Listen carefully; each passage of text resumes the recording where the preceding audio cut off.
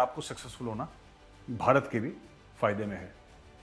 हो सकता है पाकिस्तान के फायदे में हो ना हो, भारत के यकीनन फायदे में। खान साहब आपने क्या कर दिया इंटरव्यू देके? कुछ ना कुछ तो सबूत होगा आपके पास। आपने दुनिया के सामने ऐलान कर दिया, ऐसा भी नहीं कि प्राइवेट कॉन्वर्सेशन है, आपने दुनिया के सामने घुस गया यूक्रेन के अंदर, ठीक है, रूस चढ़ दौड़ा, भारत को कह रहे तुम हमारा क्या लेने देना यार। कंट्रीज हैं वर्ल्ड में जहां पे प्राइवेटली ऐसे स्पेस में जाना, स्पेस एक्सप्लोरेशन और स्पेस।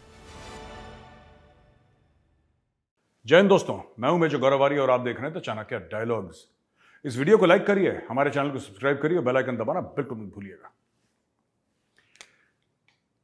मैं इमरान खान साहब से कुछ बातें करना चाहता हूं आज, फिर मैं बाकी की खबर पढ़ूंगा। मैं बस खान साहब से दो तीन अपने दिल की बातें करना चाहता हूं। खान साहब अस्सलाम वालेकुम। खान साहब, मैं 1972 की मेरी पैदाइश है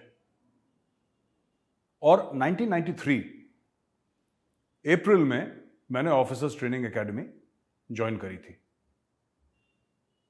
अप्रैल का दिन है वो 1993 का और आज का, ठीक है। मैंने खान साहब कभी भी उसके बाद दूसरों से छोड़िए, मैंने अपने मां बाप से पैसे नहीं मांगे,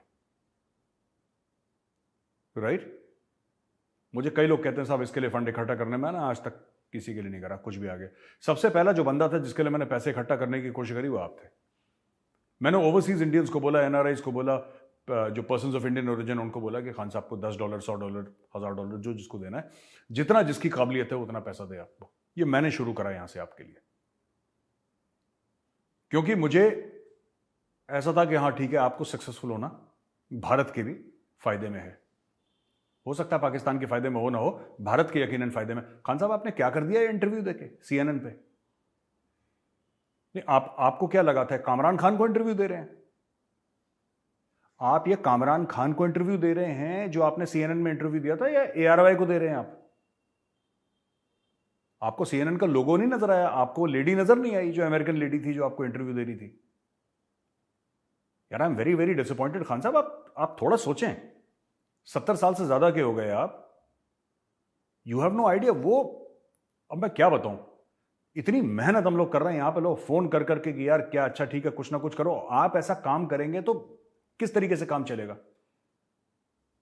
मैं चाहता हूं लोग पहले सवाल देखें, उस जो लेडी थी, इंटरव्यूअर थी, टीवी एंकर, उसने खान साहब से क्या सवाल पूछा, देखिए।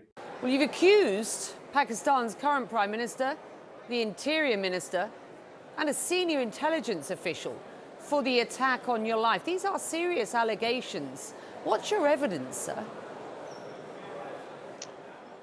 Well, Becky, about 2 months ago, this plot was conceived. I went on in public.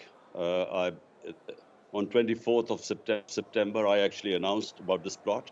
And let me just give you the background. How do I know that what I'm saying and what evidence I have? It started off when I was deposed from government. देख लिया आपने?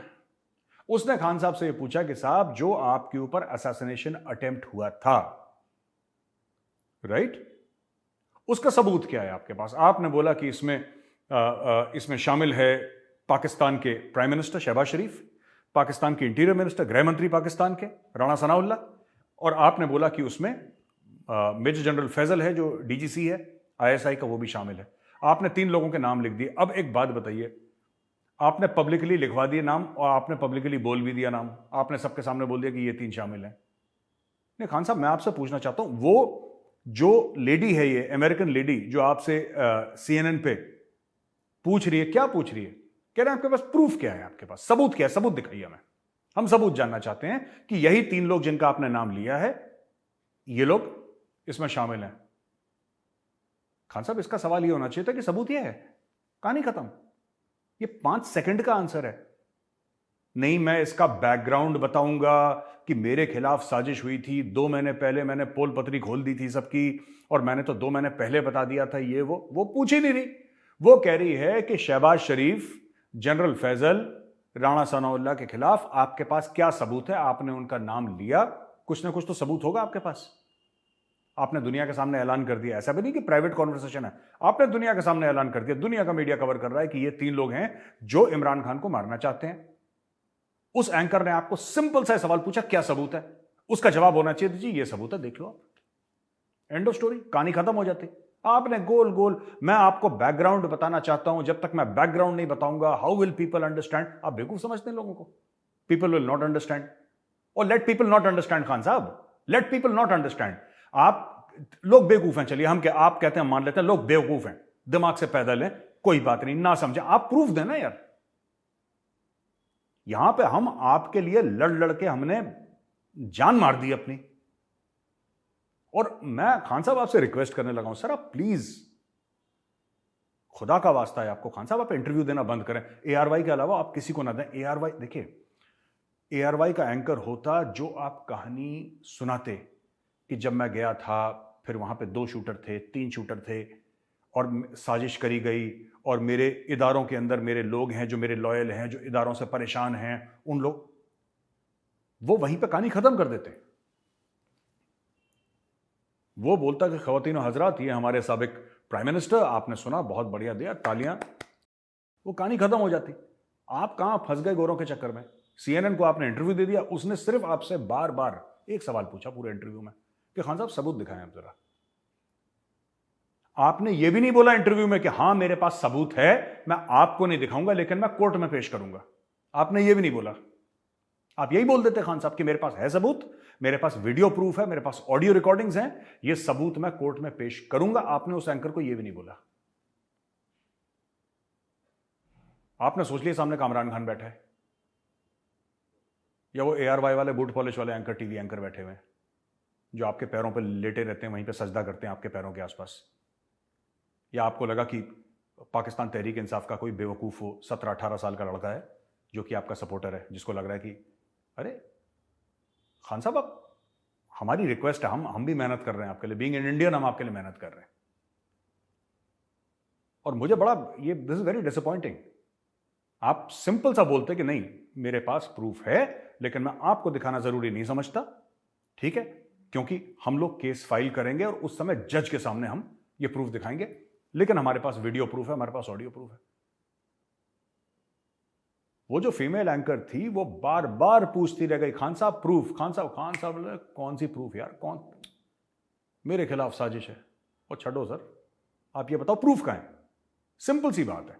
ये 5 second का, वो 10 minute का पूरा interview मैंने जो देखा उसके, जो CNN की मैंने यूट्यूब चैनल पर जाके देखा है, सर ये 10 मिनट का खेल नहीं है, ये तो 5 सेकंड का खेल है।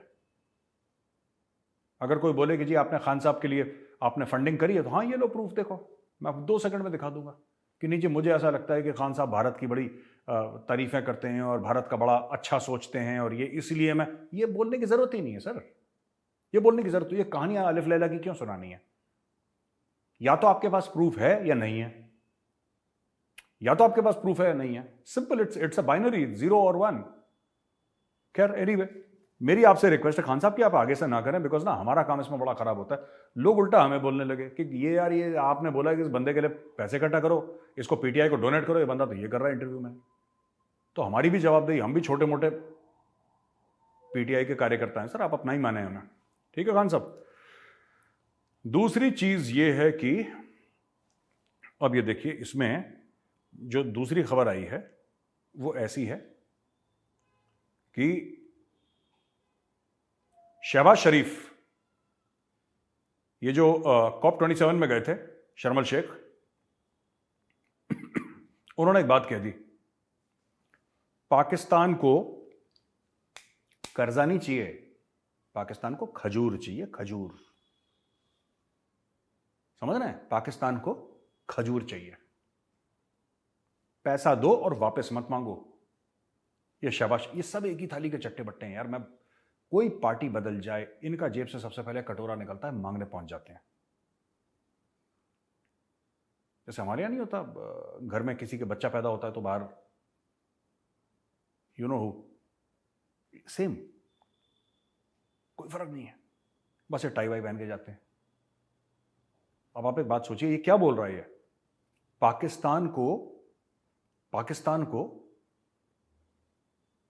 लोन नहीं चाहिए, आप कर्जा ना दें, क्योंकि कर्जे के ये नहीं वापस करते, कर्जे भी वापस नहीं करते पाकिस्तानी, लेकिन कर्जे में ये तो बात रहती कि यार ये कर्जा है तो मेंटली हमें रहता है कि वापस करना है, वापस करना है। अब पता नहीं पाकिस्तान में ऐसा कॉन्सेप्ट है कर्जा वापस करने का कि नहीं, लेकिन एक माइंड में रहता है किसी भी शरीफ इंसान के माइंड में। भाइयों ने साफ मना कर दिया कि कर्जा मत देना हमें, मतलब नेकी कर दरिया में डाल, तुम हमें पैसे दो और तुम भूल जाओ कि कौन पाकिस्तान, अरबों डॉलर हमारी झोली में डालो और भूल जाओ, हम तुम्हें थैंक यू बोलेंगे और वापस चले जाएंगे, बस ये डील हो। ये शहबाज शरीफ टोटल जो गया है ये बात, कभी ये पाकिस्तान ने अमरीकियों को जिहाद के नाम पे पैसा लिया, कभी रूस का डर दिखा के पैसा लिया, कभी आतंकवाद के चक्कर में पैसा लिया, वॉर ऑन टेरर के चक्कर में पैसा लिया, पाकिस्तान के थ्रू सामान भेजा इन्होंने बिन कासिम पोर्ट से तोड़खम तक पूरा, खैबर पख्तूनख्वा, उसके बाद अफगानिस्तान, उसके लिए पैसे लिए, कभी अपने डेमोक्रेसी के आगे हम बढ़ाएंगे डेमोक्रेसी उसके लिए, कभी स्कूल के लिए, कभी वो क्या नाम कहते हैं पोलियो की वैक्सीन, इन्होंने हर बहाने पैसे लिए। जब सब बहाने इनके खत्म हो गए तो उन्होंने बोला बाढ़ आ गई जी, पैसे दे दो। अब ये फिर गोरों से पैसे मांग रहे हैं, ठीक है, ये फिर पैसे मांगने लग गए और अब ये पैसे दूसरे किस्म के मांग रहे हैं। ये कह रहे लोन मत देना हमें, नेकी कर दरिया में डाल, 10 अरब डॉलर का चेक काटो, हमें दो और भूल जाओ कि पाकिस्तान कौन, हम तो जानते ही नहीं। ये आइडियल सिचुएशन है पाकिस्तान के लिए, ठीक है। तो ये हो गया एक। तो दोस्तों अब हम आ जाते हैं थोड़ा सा इंडिया की खबर में, जो डॉक्टर जयशंकर की रूस से बातें हुई थी। ये बहुत ही शानदार स्टेटमेंट डॉक्टर जयशंकर ने दिया है। This is not an era of war. यही जो मोदी जी ने बताया था ना, वही डॉक्टर जयशंकर ने बात रिपीट करी है। इन्होंने बोला कि where the international situation is concern, the last few years of the covid pandemic, financial pressures and trade difficulties, these have taken a toll on the global economy. यानी कि जब से कोविड पैंडेमिक हुआ है तो फाइनेंशियल प्रेशर्स और trade difficulties हैं, इसने बहुत, जिसको कहते हैं कि इंपैक्ट करा है ग्लोबल इकोनॉमी को। और ये उन्होंने दो टूक बात कह दी। और जब इनसे ये पूछा कि जंग के बारे में आप क्या समझते हैं, तो बोला कि नहीं, जंग बिल्कुल नहीं होनी चाहिए और हम चाहते हैं कि डायलॉग हो, इनकी बातचीत हो, रूस और यूक्रेन जो भी अपना सॉर्ट आउट करें मामला, ये थ्रू डायलॉग कर दें, ठीक है। ये डॉक्टर जयशंकर ने बोला। और इसके पहले भी पूछा था लोगों ने कि आप तेल खरीद रहे हैं, वही पुराना नाटक, तेल खरीद रहे हैं। उन्होंने बोला खरीदेंगे यार, खरीदेंगे, तुम कौन होते हो मैं बोलने वाला, हमें जो ठीक लगेगा, हमारी लॉयल्टी। यार मुझे अभी तक ये बात समझ में नहीं आई। रूस घुस गया यूक्रेन के अंदर, ठीक है, रूस चढ़ दौड़ा, भारत को कह रहे तुम, हमारा क्या लेने देना यार। या तो हमने रूस को बोला हो कि तुम जाओ अंदर, या हमने यूक्रेन को बोला हो कि तुम रूस को ठोको। हमने तो कुछ नहीं बोला भाई। जब हमने कुछ नहीं बोला तो मुझे एक बात यह समझ में नहीं आती कि किस तरीके से ऐसा हो सकता है कि ये लोग हमारे ऊपर ही बोल दें कि साहब तुम तेल नहीं खरीदोगे। भाई डॉक्टर जयशंकर ने बिल्कुल ठीक बोला, हमारी जिम्मेदारी 1.4 बिलियन लोग हैं, 140 करोड़ की आबादी है, हमें उनको देखना है कि हमारे हजारों किलोमीटर दूर रूस और यूक्रेन का जो हो रहा है वो देखना है। हम इतना कर सकते हैं कि दोनों से बोल सकते हैं कि भाइयों लड़ो मत यार, और हमारे लायक कुछ सेवा होगा तो बताना। अगर आपको लगता है कि भारत इस लायक है कि आपकी मदद कर सके तो हमें बताओ, हम हाजिर हैं। अगर आपको लगता है नहीं, भारत को बीच में नहीं बोलना चाहिए, हम नहीं बीच में बोलेंगे, हमारे अपने 10 काम है यार, हम तुम्हारे फड्डे में क्यों टांग अड़ाएं। एंड आई थिंक इंडिया की फॉरेन पॉलिसी बिल्कुल करेक्ट है इस मामले में, एंड इट इज परफेक्ट, ठीक है। एक और खबर है दोस्तों यहाँ पे जो बड़ी जबरदस्त खबर आई है, ये है कि नॉर्थ कोरिया पे इल्जाम लगाया गया कि रूस को उसने हथियार दिए हैं। तो भाई मना कर दिया साफ नॉर्थ कोरिया ने कि हमने कोई हथियार नहीं दिए रूस को। और वैसे नॉर्थ कोरिया के पास सारा का सारा चाइनीज और रशियन इक्विपमेंट तो है ही, बाहर से फॉरेन कंट्री तो कोई उनको, वेस्टर्न कंट्रीज माफ कीजिएगा, कोई देगी नहीं कुछ उनको, तो सारा का सारा तो इनके पास वही है। लेकिन फिर भी उनका ये कहना है कि साहब हमने नहीं दिए, लोग कह रहे हैं दिए हैं, और कुछ ना कुछ तो भाइयों ने पहुंचाया होगा नॉर्थ कोरिया ने। चाइना के साथ उनका बॉर्डर लगता है, चाइना पूरी हेल्प कर रहा है, चाइना बताता नहीं है, क्योंकि चाइना में मीडिया मुक्त नहीं है, आज़ाद नहीं है, स्वतंत्र नहीं है। तो इसीलिए कुछ नहीं पता, हो ना हो नॉर्थ कोरिया ना करा। पाकिस्तान तो खुल के कर रहा है देखो। और बहुत पहले एक बंदे ने बोला था, मैं वो लफ्ज़ बड़े मुझे अच्छे नहीं लगते कि मैं उस टाइप के शब्द जो हैं अपनी शो में बोलूं, क्योंकि वो लेडीज़ भी देखती हैं, बच्चे भी देखते हैं। लेकिन किसी ने बहुत पहले ये बोला था कि चीन ने 2 पागल कुत्ते पाल रखे हैं, एक नॉर्थ कोरिया, एक पाकिस्तान। दोनों के पास न्यूक्लियर वेपन्स हैं। जब चीन बोलता है इसको काटो तो उसको काटने लग जाता है, पाकिस्तान को बोलते हैं इधर काटो, पाकिस्तान इधर काटना शुरू कर देता है। तो ये बात है, लोगों ने कही है कि China has got 2 mad dogs. ये तय बात है। अच्छा, तो एनीवे, एक और खबर है, बड़ी खुशखबरी है कि India's first privately developed rocket Vikram S is undergoing final launch preparation. भाई, प्राइवेट सेक्टर बीच में आ गया है स्पेस में, और इस मिशन का नाम प्रारंभ है, जिसका मतलब हिंदी में शुरुआत, इब्तिदा। और स्काईरूट एरोस्पेस है जो इसको लॉन्च करना चाह रहा है, और इनको जो लॉन्च विंडो दी है 12 नवंबर और 16 नवंबर के बीच में। देखिए साहब, ऐसा है कि मैं पहले से आपको बता दूं कि जब रॉकेट लॉन्चेस होते हैं बड़ा कॉम्प्लिकेटेड मामला होता है। तो पहली बात तो यह है कि भारत में एक प्राइवेट कंपनी इसको लॉन्च कर रही है। यह मुझे लगता है कि बहुत अच्छी बात है, राइट। इससे आगे चल के लाखों दर लाखों लोगों को रोजगार मिलेगा, क्योंकि इसमें हजारों लाखों कंपोनेंट्स होते हैं। किसी की फैक्ट्री खुलेगी, वहां पे लोग मजदूरी करेंगे, OEMs होंगे, 10 किस्म की चीजें होंगी। तो मुझे लगता है बहुत अच्छी बात है। बहुत कम कंट्रीज हैं वर्ल्ड में जहां पे प्राइवेटली ऐसे स्पेस में जाना, स्पेस एक्सप्लोरेशन और स्पेस का फायदा उठाया जा रहा है, और भारत ये कर रहा है। देखिए, इसमें क्या होता है कि we wish them all the very best.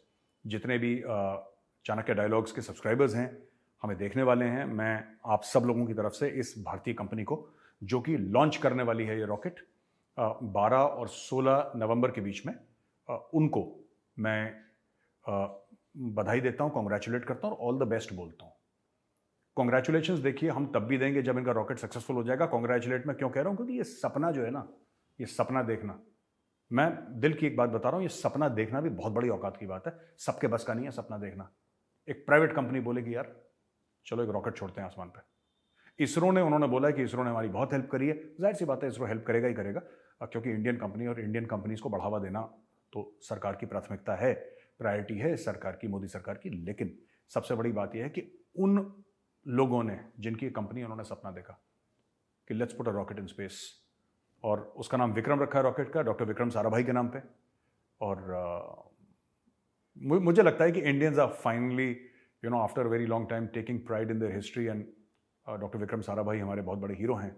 उनके नाम पे एक प्राइवेट कंपनी ने रॉकेट स्पेस में डालने की कोशिश करेंगे 12 से लेकर 16 नवंबर के बीच में। ये खबर आप लोग देखते रहिएगा। देखिए, सक्सेस फेलियर वाली बात नहीं है, सक्सेस और फेलियर वाली बात नहीं है। बात यह है कि आपने कोशिश तो करी।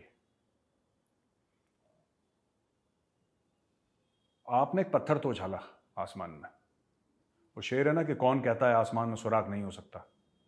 एक पत्थर तो तबीयत से उछालो यारों, एक बार कोशिश तो करो यार, फिर देखेंगे। सक्सेस एंड फेलियर तो भोले शंकर के हाथ में। He decides whether I will be successful और अ फेलियर, और यू विल बी सक्सेसफुल और अ फेलियर। तो वो डिसाइड करेंगे ना महादेव।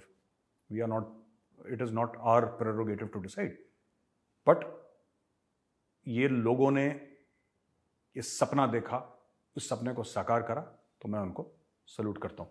अच्छा, एक और चीज, ये बढ़िया खबर है दोस्तों कि मोदी जी ने अनवेल करा है, ये देख लीजिए, मोदी जी ने अनवेल करा है लोगो और थीम G20 समिट का।